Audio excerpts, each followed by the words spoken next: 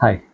രാജ്യമൊട്ടാകെ മോക്ക് ഡ്രില്ലുകൾ സംഘടിപ്പിക്കാനായിട്ട് കേന്ദ്ര ആഭ്യന്തര മന്ത്രാലയത്തിൻ്റെ ഒരു വിജ്ഞാപനം വന്നിട്ടുണ്ട്. അപ്പോൾ മോക്ക് ഡ്രില്ലുകൾ എന്താണെന്ന് ചോദിച്ചു കഴിഞ്ഞാൽ ലളിതമായിട്ട് പറയാവുന്നത് ഒരു അടിയന്തരമായിട്ടുള്ള ഘട്ടം രാജ്യത്ത് വരുമ്പോൾ എന്തൊക്കെ തരത്തിലുള്ള മുൻകരുതലുകൾ എടുക്കണം, അതുപോലെ എങ്ങനെയൊക്കെ ആ സമയത്ത് സംയമനത്തോടെ നമ്മൾ as A citizen, as A civilian എത്രത്തോളം സംയമനത്തോടെ, എത്രത്തോളം പക്വമായിട്ട് പെരുമാറണം, എത്രത്തോളം ഡൈനാമിക്കായിട്ട് നമ്മൾ ആക്ട് ചെയ്യണം, ഇതൊക്കെ ഈ മോക്ക് ഡ്രില്ലിൻ്റെ ഭാഗമായിട്ട് ഉള്ള അവബോധ കാര്യങ്ങളിൽ വരുന്നതാണ്. പല വ്യത്യസ്ത രീതിയിലുള്ള മോക്ക് ഡ്രില്ലുകളുണ്ട്.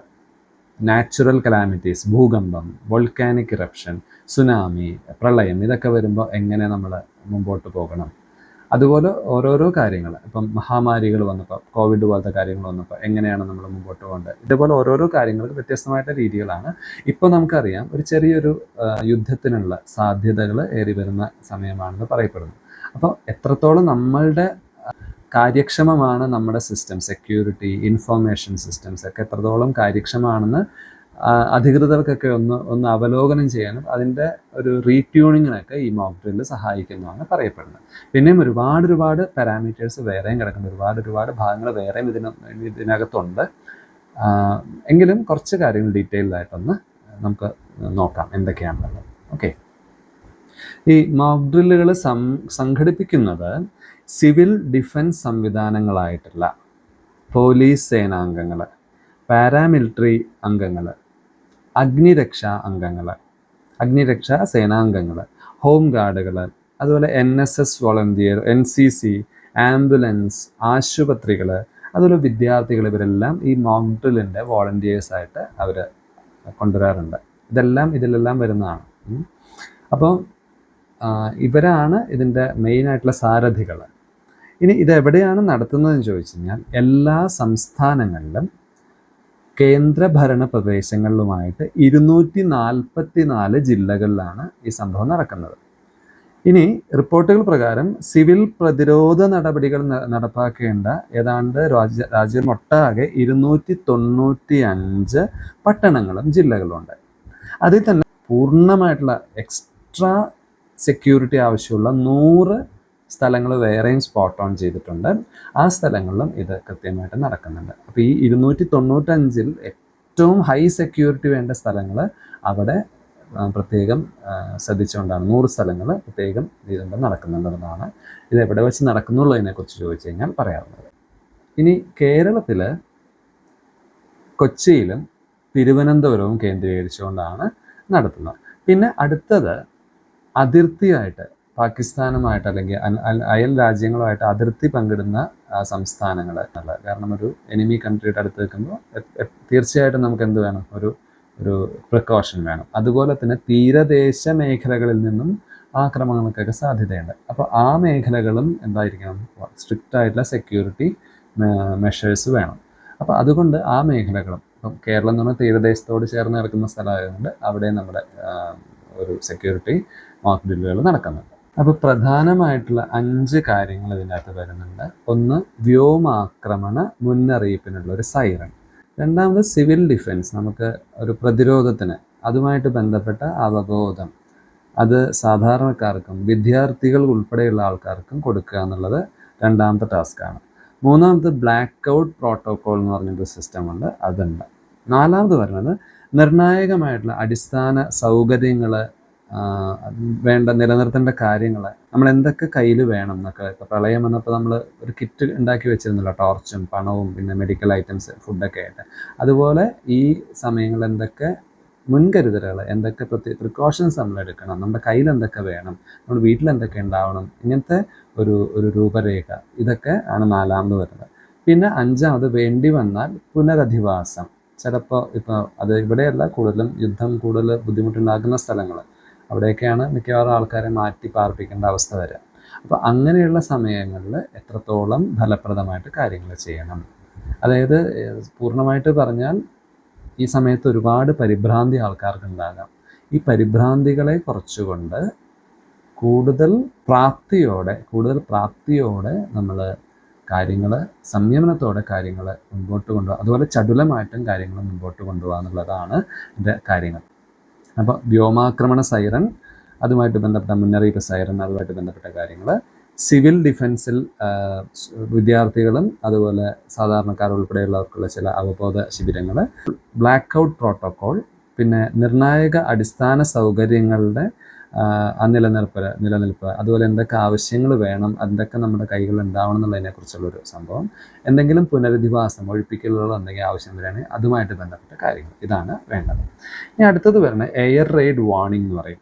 അത് ശത്രു രാജ്യം വ്യോമാക്രമണം നടത്താൻ ശ്രമിച്ചാൽ ആദ്യം തീർച്ചയായിട്ടും അത് വ്യോമസേനയ്ക്കായിരിക്കും അതിൻ്റെ അലാംസ് ഒക്കെ കിട്ടുക. അപ്പോൾ വ്യോമസേനയിലെ വിവിധ ഇടങ്ങളിലെ കൺട്രോൾ റൂമുകളിലേക്കുള്ള സന്ദേശം, അതിനായിട്ട് വ്യോമസേന സജ്ജീകരിച്ചിട്ടുള്ള ഹോട്ട്ലൈൻ ബന്ധം, റേഡിയോ ആക്റ്റീവായിട്ടുള്ള ആശയവിനിമയം, ഈ സംവിധാനങ്ങളുടെയൊക്കെ ആ ഒരു കേപ്പബിലിറ്റി പ്രവർത്തനക്ഷമമാണെന്നുള്ളത് ഇവിടെ നമ്മൾ വിലയിരുത്താനും ഈ കാര്യങ്ങൾ ചെയ്യും. അതുപോലെ തന്നെ ഒരു യുദ്ധമുണ്ടായാലോ വ്യോമാക്രമങ്ങൾ ഉണ്ടായിക്കഴിഞ്ഞാൽ ജനങ്ങളെ ജാഗരൂകമാക്കാനായിട്ട് എയർ റെയ്ഡ് വാർണിംഗ് സംവിധാനം അത് നടപ്പാക്കും. അപ്പോൾ ഈ മോക്ക് ഡ്രില്ലിൻ്റെ ഭാഗമായിട്ട് വൈകിട്ട് 4 മണിക്ക് എയർ റെയ്ഡ് വാർണിംഗ് എന്ന് പറഞ്ഞൊരു സിസ്റ്റത്തിൻ്റെ ഒരു ആപ്ലിക്കേഷൻ വരുന്നുണ്ട്. അപ്പോൾ ഒരു വാർണിംഗ് കേൾക്കും, ഒരു സൈറൻ കേൾക്കും. ചിലപ്പോൾ പറയുന്നത് ചില മൊബൈലിൽ കൂടെ ആയിരുന്നു പറയേണ്ടത്. പിന്നെ ചുരുക്കം ചിലയിടത്ത് പറയുന്നത് ചിലപ്പോൾ കുറച്ച് നേരത്തേക്ക് വൈദ്യുതി ബന്ധം വിച്ഛേദിച്ചിട്ട് ആ സമയത്ത് ഉണ്ടാകുന്ന ആ ഒരു ഇതൊക്കെ ഒന്നുണ്ടാവുമെന്ന് പറയുന്നുണ്ട്. പിന്നെ ഇതുമായിട്ട് ബന്ധപ്പെട്ട് കുറേ വോളണ്ടിയേഴ്സ് ഇത് കൃത്യമായിട്ട് ഇത് ശരിക്കും സംഭവിച്ചാൽ എങ്ങനെയൊക്കെയാണ് കാര്യങ്ങൾ നടക്കുന്നതെന്ന് നമുക്ക് കാണാവുന്ന രീതിയിൽ ശരിക്കും അതിനുള്ള കുറേയധികം അവബോധ സെഷനുകളും ഉണ്ടാവുമെന്ന് പറയപ്പെടുന്നു. അപ്പോൾ ഇങ്ങനെ പല പല കാര്യങ്ങളിൽ കൂടെ ആൾക്കാരെ കൂടുതൽ ബോധവൽക്കരിക്കുക, അകത്തും പുറത്തും സംയമനത്തോടെ പ്രതിസന്ധികൾ എന്തെങ്കിലും ഉണ്ടായിക്കഴിഞ്ഞാൽ നേരിടാനുള്ള ഒരു അവബോധം ഉണ്ടാക്കുക എന്നുള്ളതാണ് ശരിക്കും മോക്ക് ഡ്രില്ല് കൊണ്ട് ശരിക്കും ഉദ്ദേശിക്കുന്നത്. അപ്പോൾ ഇതിൽ പ്രത്യേകിച്ച് ഭയപ്പെടാനൊന്നുമില്ല, എന്നാൽ നമ്മൾ കുറച്ച് അവെയർ ആവാനുള്ള ഒരു കാര്യങ്ങളാണ് പറയുന്നത്. അപ്പോൾ ഇപ്പോഴും നേരത്തെ ഇതിനു മുമ്പത്തെ വീഡിയോയിൽ പറഞ്ഞ പോലെ രാജ്യത്തോടൊപ്പം നമ്മൾ മുന്നോട്ട് പോവുക, എപ്പോഴും ബി എ പെർഫെക്റ്റ് സിറ്റിസൺ, രാജ്യത്തോടൊപ്പം വീണ്ടും വീണ്ടും മുൻപോട്ട് പോവുക. കഴിഞ്ഞ ദിവസങ്ങളിൽ ഒരു വിജ്ഞാപനം കൂടി വന്നിട്ടുണ്ട്. സോഷ്യൽ മീഡിയയിലോ പുറത്തോ രാജ്യവിരുദ്ധമായിട്ട് ഉള്ള പോസ്റ്റുകൾ, അങ്ങനെയുള്ള കാര്യങ്ങൾക്ക് കൂടുതൽ പ്രാധാന്യം നൽകിക്കൊണ്ടുള്ള ചർച്ചാ കാര്യങ്ങൾ, അല്ലെ സെക്യൂരിറ്റി സിസ്റ്റം, അതിൻ്റെ ഏറ്റവും ക്രൂഷ്യലായിട്ടുള്ള വിവരങ്ങൾ ചോർത്തി കൊടുക്കുന്ന രീതിയിലുള്ള നടപടികൾ, ഇതൊന്നും ഉണ്ടാകരുത്. പ്രത്യേകം ഇങ്ങനത്തെ കാര്യങ്ങൾ മീഡിയകളൊക്കെ ശ്രദ്ധിക്കണം എന്ന് പറഞ്ഞുകൊണ്ടൊരു നോട്ടീസും കൂടിയും കൊടുത്തിട്ടുണ്ട്. അപ്പോൾ നമ്മളെല്ലാവരും ഇപ്പോൾ ജാഗരൂകരായിട്ട് രാജ്യത്തോടൊപ്പം തന്നെ നമുക്ക് നിൽക്കാം. അതോടൊപ്പം നമുക്ക് ഈശ്വരനോട് പ്രാർത്ഥിക്കാം. യുദ്ധം എന്ന് പറയുന്നത് ആർക്കും അത് ഗുണമല്ല ചെയ്യുക. അപ്പോൾ എല്ലാം ശാന്തമാകാനും സ്വസ്ഥമാകാനും നമുക്ക് നേരത്തെ പറഞ്ഞതുപോലെ ലോകാ സമസ്ത സുഖിനോ ഭവന്തു എന്നത് വലിയൊരു കാര്യമാണ്. ഏറെ നാളുകൾക്ക് ശേഷമാണ്, അല്ലെങ്കിൽ കുറേ കാലത്തിന് ശേഷം ആണ് ഇങ്ങനൊരു മോക്ക് ഡ്രിൽ, അതായത് 1971 നടന്ന യുദ്ധത്തിലും 62 നടന്ന യുദ്ധത്തിനൊക്കെ മുൻപ് മോക്ക് ഡ്രില്ലുകൾ നടന്നതായിട്ട് പറയുന്നുണ്ട്. അതിനുശേഷം ഏതാണ്ട് 50-ൽ പരം വർഷങ്ങൾക്ക് ശേഷമാണ് ഇങ്ങനൊരു മോക്ക് ഡ്രിൽ ഇവിടെ രാജ്യത്തുടനീളം നടപ്പാക്കുന്നത്. കേരളത്തിൽ ഇതിൻ്റെ ചാർജ് എന്ന് പറയുന്നത് സിവിൽ ഡിഫൻസിൻ്റെ കൺട്രോളിംഗ് ഓഫീസറായിട്ട് ജില്ലാ കളക്ടർമാരും അതുപോലെ നോഡൽ ഓഫീസറായിട്ട് ജില്ലാ ഫയർ ഓഫീസേഴ്സിനെയാണ് ഇതിനെ നിയോഗിച്ചിരിക്കുന്നത്.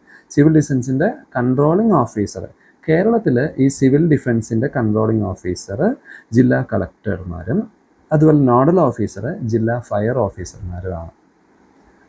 പിന്നെ ഇതിൻ്റെ എല്ലാത്തിൻ്റെയും പൂർണ്ണമായിട്ടുള്ള കാര്യം എല്ലാവരുടെയും സെക്യൂരിറ്റി, എല്ലാവരും സ്വയവും അതുപോലെ മറ്റുള്ളവരെയും സെക്യൂറാക്കി നിർത്തുക എന്നുള്ളത്.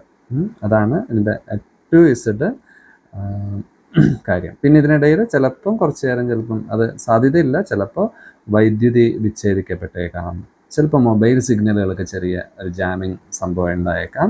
ആ സമയത്ത് അതൊക്കെ മുമ്പൊക്കെ ഉണ്ടായിട്ടുണ്ടാകുമെന്ന് പറയണോ, യുദ്ധത്തിൻ്റെ സമയത്തൊക്കെ ഇങ്ങനെയൊക്കെ ഉണ്ടായേക്കാം. അപ്പോൾ ഇതിൻ്റെയൊക്കെ ചെറിയൊരു സാമ്പിൾസൊക്കെ ചിലപ്പോൾ ഉണ്ടായേക്കാം എന്ന് പറയണം.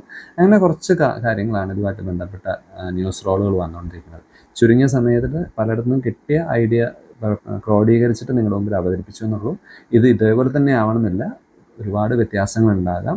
അപ്പോൾ ഇതുമായിട്ട് ബന്ധപ്പെട്ട് കുറച്ച് നിർദ്ദേശങ്ങൾ നൽകിയിട്ടുണ്ട്, അത് ഇതിനോടൊപ്പം തന്നെ നമ്മൾ ചേർക്കുന്നുണ്ട് കേട്ടോ.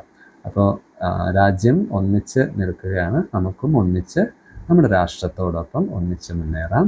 ഓക്കെ, ജയ് ഹിന്ദ്.